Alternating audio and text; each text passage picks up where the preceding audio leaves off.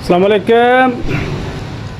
लो जनाब, असी अज तुहानूं दस्सण लिया कि बई हड़ताल सी पूरे मुल्क दे विच ताजर बरादरी दी जिहड़ी कि सब तो ज़्यादा उहदे विच रोल सी एक गरीब आदमी दा कि बई तुहानूं सारिआं नूं पता है भी अमीर ते अमीर तर होई जांदा है और गरीब जिहड़ा है असल सज़ा जिहड़ी है ना वो गरीब नूं मिलदी है।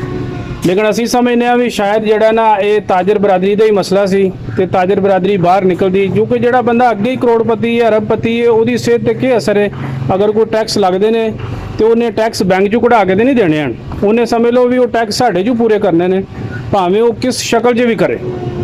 ठीक है, उन्होंने इस चीज़ ना कोई सरोकार नहीं है भी कि भाई वो टैक्स गौरमेंट ने लाए ने तो कितों पूरे करने ने। ये मसला सारिया जिन्ने भी जनाब मेरी छोटे तबके दे या आम आदमी जिहड़ा कि घर दे विच छोटा जिहा भी कोई कारोबार करता है या घर दे विच समझ लो कि जिहड़ा खरीदो फरोख्त दुनिया का कोई शख्स ऐसा नहीं है भी कि जिहड़ा बंदा कोई दुनिया की चीज़ खरीददा नहीं। हाँ, वो कितना भी गरीब क्यों नहीं है, क्योंकि रोटी खांदा जिहड़ा बंदा उन्हें लाजमी बाज़ार जाना और बाज़ारों जनाब मेरी मुख्तलिफ चीज़ां जिहड़ियां ने उन्हें खरीदनियां। तो जो ताजर जड़ा वो टैक्स उन्होंने 30,000 या 50,000 या लख लगता है तो यकीनन उन्हें जनाब मेरी आटा चीनी घ्यो दालां हर चीज़ के वो लाएगा। वो जो लाएगा तो वह गरीब आदमी तो आटोमैटिक ट्रांसफर हो जाएगा। तो ये नहीं लफज तुसीं कह सकते कि मेरा मसला नहीं।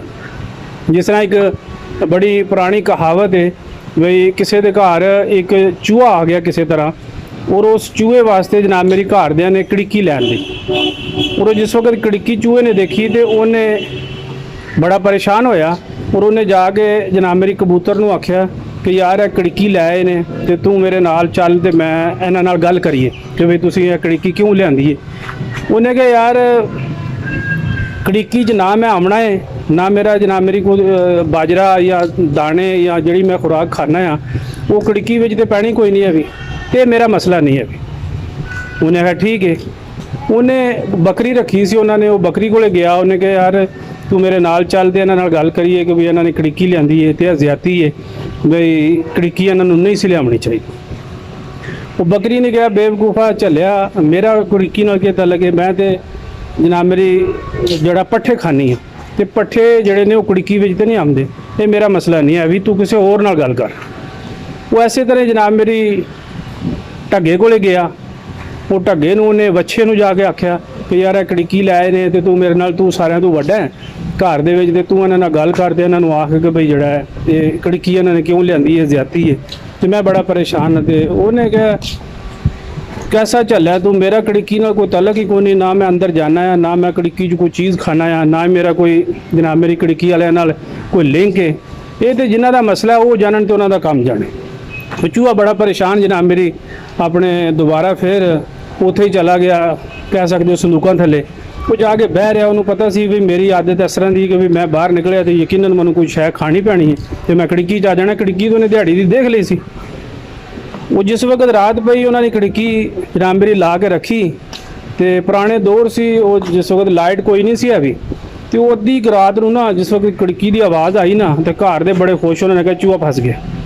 वो नसे नसे जनाब मेरी दीवा बालन तो पहला ही ना वो जनाब मेरी जी बेगम सी घर वाले दी उन्हें जूं कड़िक्की के नेड़े लगी ना तो वो सप सी और वो सप जड़ा उन्हें ला मोला जनाब मेरी वो सिर बाहर सी तो वो जूं उन्हें कड़िक्की नूं हथ पाया ना तो उन्हें वो हाथ से बड़ खा लो जनाब मेरी नस गए, घर दे सारे टब्बर के रोले पै गए। वो जिस वक्त डॉक्टर को गए हकीम को तो हकीम ने कहा फौरी तौर पर यखनी लैके आओ क्योंकि जड़ा ना यखनी नाल इहदा इलाज हो सकता है। उन्हें फटाफट कबूतर को 10 मिनट जनाब मेरी यखनी कड्ढी, यखनी कट के तो जिस वक्त वो उत्थे लैके गए तो उन्होंने कहा नहीं राम नहीं आ रहा जनाब मेरी जड़ा ना इनू बड़े हस्पताल लै चली। अगे लै गए, अगे जान तड़ी जनाब मेरी इन्ने चिर रिश्तेदारों को पता लग गया। वो रिश्तेदार इन्ने घर आ गए कोई 40-50-100 जड़ा जनानी का भी तो जने का भी। तो उस दौरानिया उन्होंने कहा कि बई जड़ा ना लेला को लैने क्योंकि जी ज़्यादा हो गई। ठीक है, लेला कौन तड़ी समझ लो भी जनानी जड़ी है वो शाम तड़ी जाती रही, जो शाम तक जाती रही तो उन्होंने कहा ढग्गा कर लो। ठीक है, वो बंदा 400-500 जो इकट्ठा होए तो फिर ढग्गे की वारी आ गई।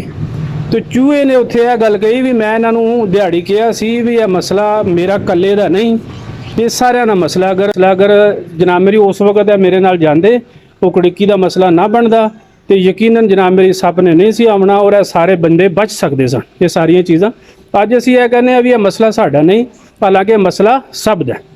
ਲਿਹਾਜ਼ਾ ਸਾਡੀ ਅਪੀਲ ਹੈ ਕਿ ਜਨਾਬ ਮੇਰੀ ਸਾਰੇ ਭਰਾ ਇਕੱਠੇ ਹੋ ਕੇ ਤੇ ਇਸ ਦੇ ਖਿਲਾਫ ਇਤਜਾਜ ਕਰੋ ਤਾਂ ਕਿ ਜਿਹੜਾ ਇਹ ਮਸਲੇ ਦਾ ਹੱਲ ਨਿਕਲ ਸਕੇ। ਅੱਲਾ ਦੇ ਵਾਲੇ।